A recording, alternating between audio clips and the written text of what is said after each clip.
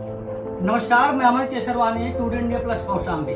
जैसा कि इस समय नगर पंचायत सरायकिल में, जैसा कि आप बता दें, हाउस टैक्स की बढ़ोतरी को लेकर लगातार व्यापारियों में घमासान मचा हुआ है। हम इस वक्त जो कि नगर पंचायत सरायकिल के पूर्व चेयरमैन रहे जो कि रविंद्र जायसवाल जी के सुपुत्र जो कि तनिष्क जायसवाल जी के साथ मौजूद है, जो नगर पंचायत सरायकिल में इस वक्त जो कि हाउस टैक्स की बढ़ोतरी को लेकर व्यापारियों में घमासान मचा हुआ है। लगातार जगह जगह पर लोग बैठकर अपनी अपनी चर्चाएं हो रही हैं और इस पर उनका क्या कहना है, क्या राय होगी, इसी को लेकर आज हम उनसे वार्ता करने आए हैं। क्या उनका निर्देश है, क्या राय है उनका, उनसे जानने आए हैं। पूर्व चेयरमैन रविंद्र जायसवाल के सुपुत्र जो कि एक व्यापारी है, युवा व्यापारी है, नाम उनका तनिष्क जायसवाल है। आज हम उनसे वार्ता करने आए उनके आवाज पर, देखते हैं वो क्या कहते हैं, क्या उनकी जुबानी होगी।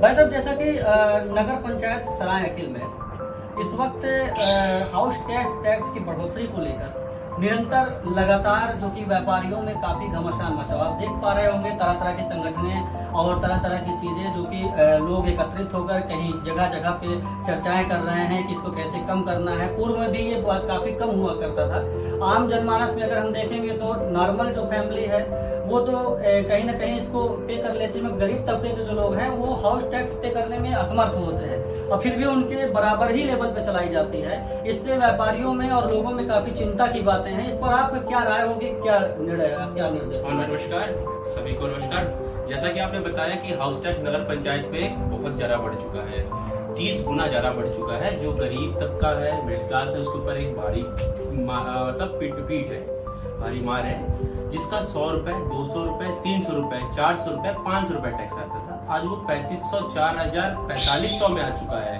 ये बहुत बड़ी बात है। और इसको देखते हुए हमारे नगर पंचायत कार्यालय ने बहुत अजीब सा अपना कौन सा रूपरेखा समझ के, मेरे ख्याल से लगता है उन्होंने जियो ना पढ़ के कोई टैक्स लगा दिया, सबके ऊपर अपना टैक्स लगाना चालू कर दिया कि कैसे टैक्स क्या लगाते हैं। उन्होंने अपना खुद का कानून बनाया। उन्होंने लग रहा कि जियो को जो सरकार ने दिया था शायद उसका अध्ययन सही से नहीं किया कि कैसे क्या करना है, इतना ज्यादा टैक्स बढ़ गया है। और अभी तो फिलहाल इतना ज्यादा टैक्स बढ़ने की वजह से मेरे पास डेली कोई ना कोई आता है कि भाई साहब आगे क्या करना है, कैसे क्या करना है। नगर पंचायत वाले अपनी चलाए पड़े हैं, दूसरे क्या डेली नोटिस भेज रहे हैं, रेड कार्ड भेज रहे हैं। ऐसा नहीं होना चाहिए बिल्कुल। और कभी कभी आप देखते हैं जैसा कि नगर पंचायत सरायकिल ही नहीं, अगर हम मॉडल की बात करें, जैसा कि हर जगह आपको देखने को मिलता होगा, नाली की सफाई, हैंडपंप, ये सब तो एक तरीके से एक हर जगह की छोटी मोटी समस्याएं हैं। अगर हम नगर पंचायत सरायकिल को एक मॉडल इस तरह से बनाना चाहें तो इस पर क्या आपका जो है निर्देश रहेगा? बिल्कुल, आपने तो मेरे दिल की बात कह ली भैया कि नगर पंचायत में विकास की जो बात होती है, नाली और रोड ही नहीं होता विकास का मतलब। विकास तो हमें रोड नाली तो है ही है, एक सतत प्रक्रिया है, उसको चलना चाहिए। लेकिन आज का अब ये युग आ चुका है, ये जमाना आ चुका है कि हमें मॉडल टाउन की स्थापना करना पड़ेगा। एक ऐसा मॉडल टाउन जो स्वस्थापित, जो उसको किसी हाउस टैक्स या किसी टैक्स की जरूरत ना पड़े अपने आप को संचालित करने की, या किसी सरकारी फंड की, एड की, ग्रांट एड की जरूरत ना पड़े अपने आप को संचालित करने के लिए। हमें नगर पंचायत को खुद को ऐसा बनाना पड़ेगा कि हम अपने आप खुद की इनकम जनरेट कर पाए और नगर पंचायत को अच्छे से संचालित कर पाए। यहाँ लोग वही खनंजा, वही नाली, वही हैंडपंप, भाई साहब वो तो नेसेसरी है ही है, लेकिन उसके ऊपर उठ के हमें करना पड़ेगा। यहाँ हमारे पास नगर पंचायत में कोई अच्छा एक पार्क नहीं है, नगर पंचायत में सीवर लाइन की व्यवस्था नहीं है। कह सकते ये सब नहीं है, लेकिन जो हमारे पास टैक्स पे मार मारी जा रही है, जो नगर निगम में जैसे हमारे टैक्स पे होता है वैसे सेम टू सेम नगर पंचायत में हो रहा है। वो सुविधा का कहीं जिक्र ही नहीं हो रहा है। पता नहीं कैसे ये कर रहे हैं लोग। इन लोगों को नगर पंचायत वालों ने, कार्यालयों ने ये पढ़ा नहीं है। मॉडल टाउन की आपने बात करी, हमको नहीं लगता इसके पहले किसी ने मॉडल टाउन के बारे में सोचा भी है। अब जमाना बदल चुका है, मॉडल टाउन पे आ चुका है। अब मॉडल टाउन की स्थापना करने का समय आ गया और किसी युवा को आगे बढ़कर मॉडल टाउन की स्थापना करना पड़ेगा।